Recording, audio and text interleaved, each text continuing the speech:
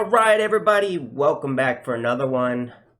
And I wanted to start this video off revisiting, an article that I talked about previously before, banks being allowed to run nodes and so on public blockchains. But what I did not talk about really is that they also clarified that banks can conduct payments using stablecoins, right? So federally regulated banks can use stablecoins to conduct payments and other activities, the Office of the Comptroller of the Currency said Monday. So the point I want to emphasize here is that obviously the first major use case of crypto is going to be stablecoins, right? Right now, all the major stablecoins run on top of Ethereum, right? Ethereum does not work for such an activity. It just does not. And Ethereum 2.0 per se, this whole new shift in consensus mechanism, is not going to happen in time to run out a new financial system for the world on top of.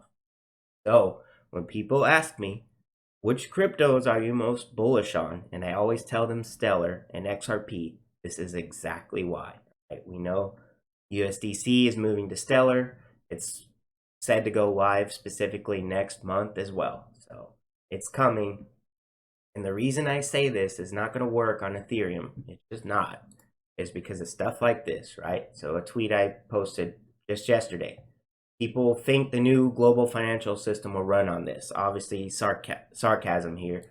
Look, okay, so this guy is trying to send $7,000, and the fee is between $47 and $55 on the Ethereum network right now because it's so congested.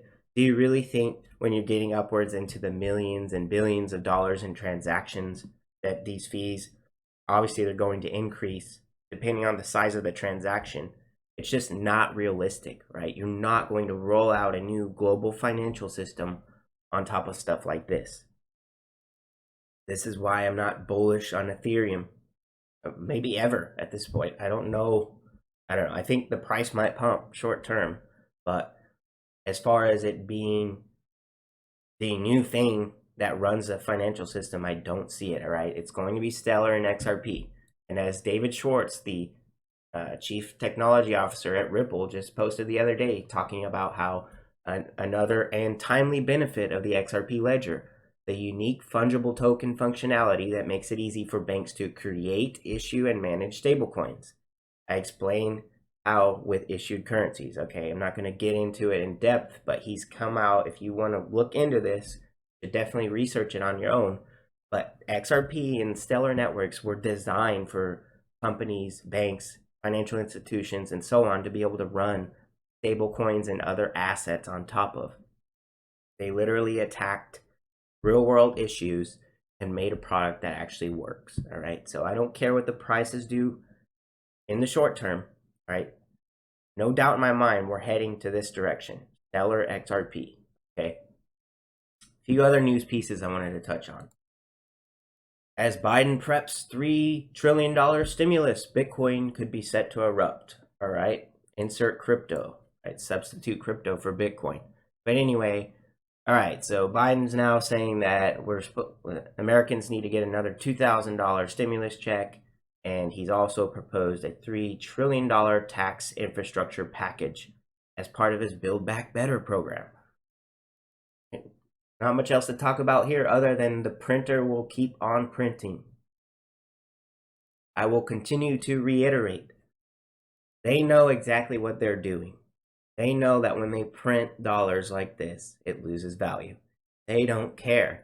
They are currently intentionally destroying the financial system that exists, and they will bring out a new one. All right, it's going to be a crypto-based global financial system, probably one world currency type thing that they're trying to bring out. All right, and it will involve XRP and Stellar. Personal opinion. Right, and I think people see the writing on the wall. Right, people smarter than us. Ripple Labs welcomes on board a former Amazon executive. All right, so they're hiring this guy, Devraj Faradhan. I don't know, probably butchered that. But anyway, so this guy was the vice president of delivery experience at Amazon for 3 years. He did some work at Microsoft.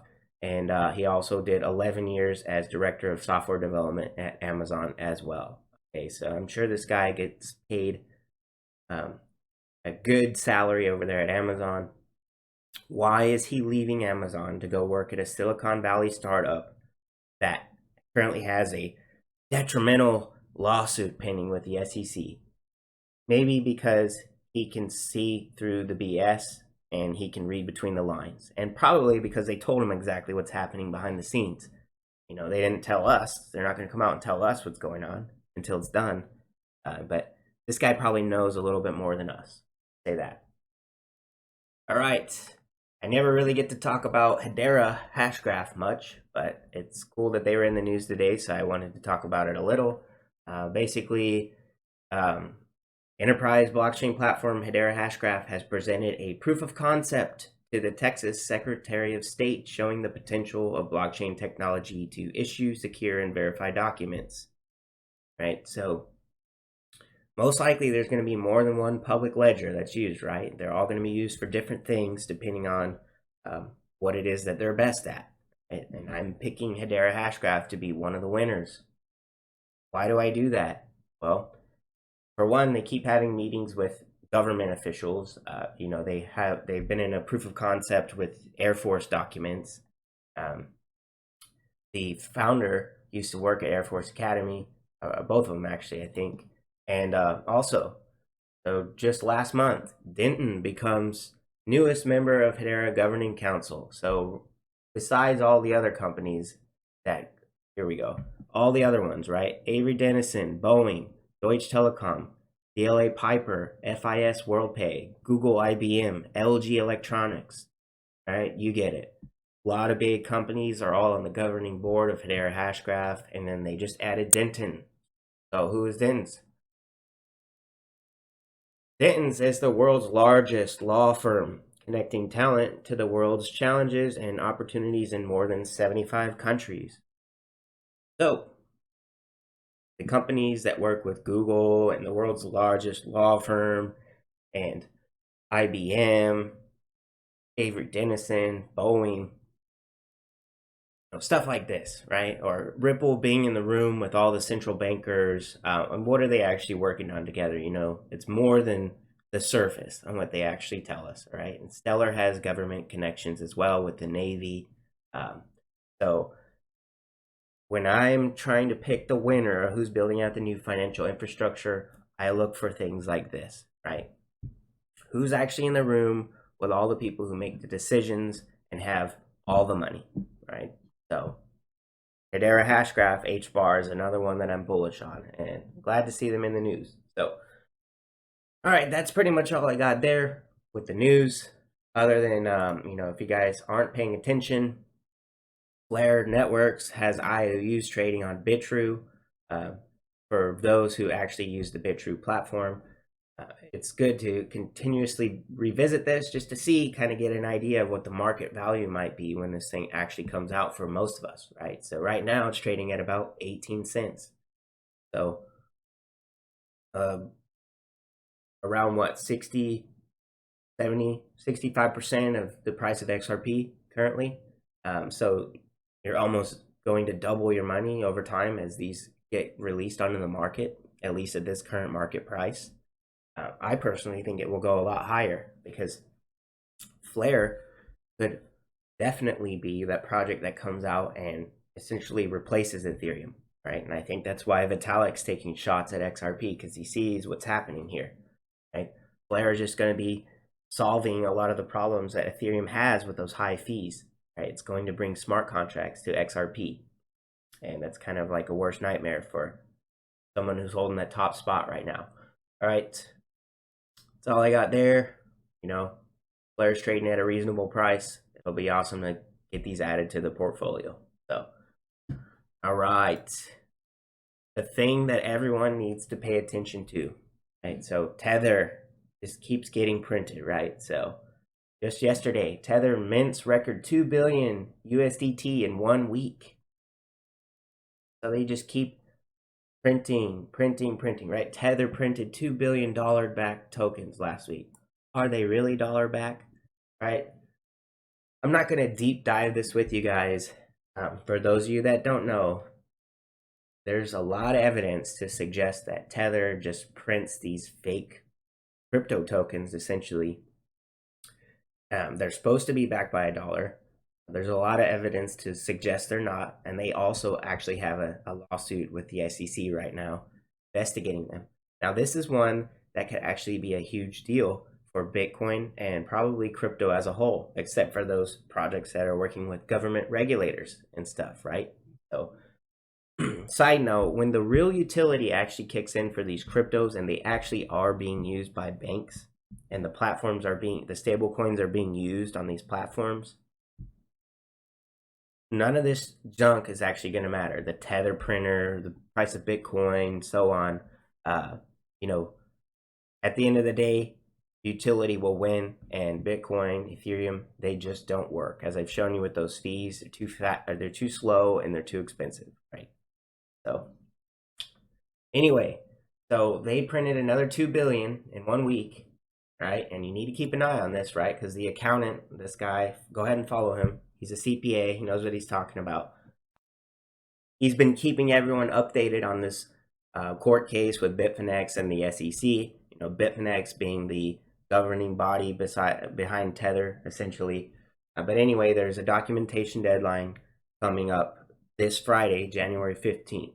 So, depending on the results of that, could have some big effects, basically, on what happens in the market. So, we will see what happens, but just wanted to show you guys on the chart really quick. This Tether stuff, it's not like, oh, maybe, maybe what they're doing isn't accurate, or maybe their USDT isn't actually backed by dollars. No, it's not. Right? This is pretty much factual. You can see the manipulation in the charts. All right, so just wanted to show you that real quick.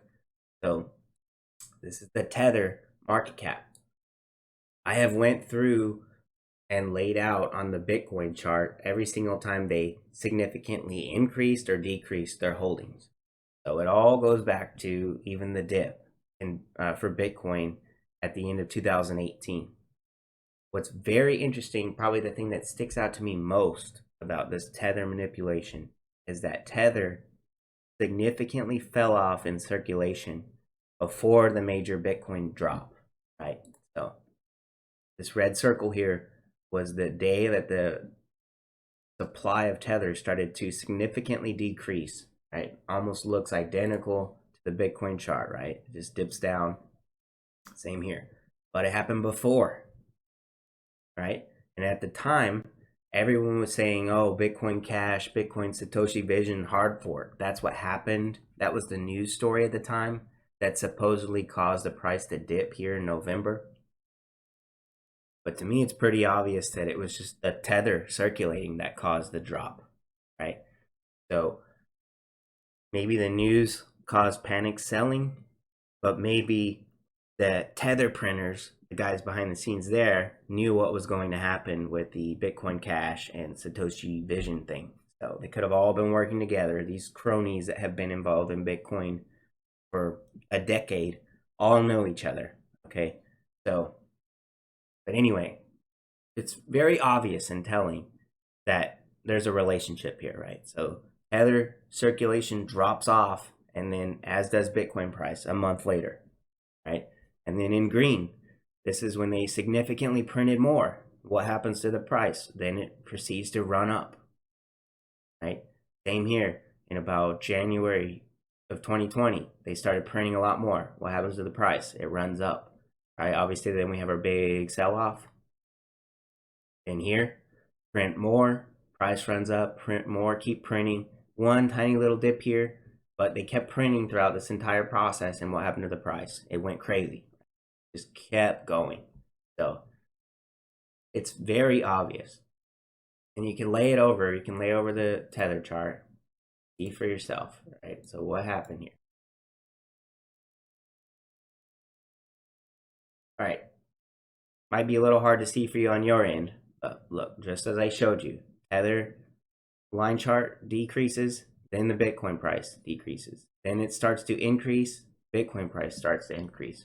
The main point, though, is that these increases happen before the Bitcoin price increase, right? You get these major pumps in a Tether chart, and then Bitcoin pumps, right? Tether pumps, then Bitcoin pumps, right? And when you zoom in to the last run we've had here, this crazy run since in the beginning of September, basically, you can see before Bitcoin even started going up, which was about October 18th when it really started taking off, Tether had already ballooned at that point. So they had printed a crazy amount of Tether, and then the price went up, right?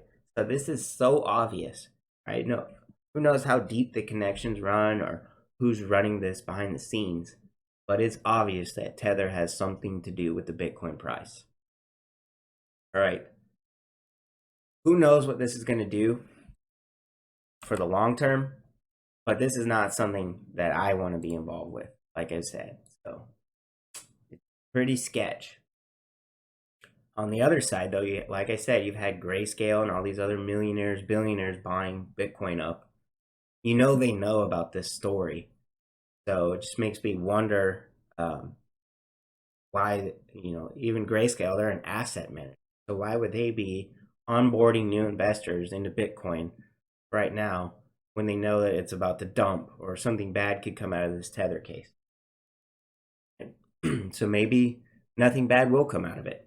Who knows? Maybe just Bitfinex will get in trouble and that'll be the end of their exchange. But I don't know. But if nothing happens out of the Tether case that's bad for Bitcoin, even though clearly they're pumping the price, we'll see. But if nothing bad happens out of it, I expect this to either trade sideways like this for months, 3-4 months, or even see something more significant like a sell-off like this. Would not be surprised to see either. That, lay it over. That would take us back down to all-time high area, 20K-ish. You definitely see that, find some support there. But either way, whether we trade sideways or we pull back significantly more, I do not see higher highs for Bitcoin anytime soon. I think we're going to need a few good months of consolidation, and we'll go from there. As I've said, this is why I will continue to be patient and invest in the projects that are building out the infrastructure for banks to run stablecoins, which is XRP, as David Schwartz has indicated here, or Stellar, which USDC is moving to in February, right? It should be pretty obvious to you guys, right? Bitcoin doesn't do much, right? It's just the big shiny distraction, the object that everyone focuses on as the price continues to go up. But the real utility in a new global financial infrastructure is going to come from something that can move money instantly at no cost. And that is XRP and Stellar ledgers. All right. Hope that was informative. As always, please like and subscribe, share with your friends and family, and stay tuned for the next one. Thanks. What is a cashless society? What does it actually mean in a literal or high-level sense? Money will become like these, relics of a different age, and will only be found in places like this. In other words, hard cash will disappear. It will become electronic, transferred by things like these. Then Tracy is in Beijing to show us what a nearly cashless society actually looks like. Ben, good morning. Mobile payment transactions in China reached a cumulative total of 277.4 trillion RMB in 2018, ranking #1 in the world, according to the recently released statistical report on internet development in China. As of June 2019, online payment users in the country reached 633 million. The cashless society is now approaching. When's the last time you paid with cash? Well, chances are cash has taken a backseat to the plastic in your wallet and smartphone pay apps. Denver 7's Ryan Luby explains the digital pay revolution and why not everyone is on board. The cashless society, the cashless society. The cashless society. The cashless society is now approaching. The cashless society.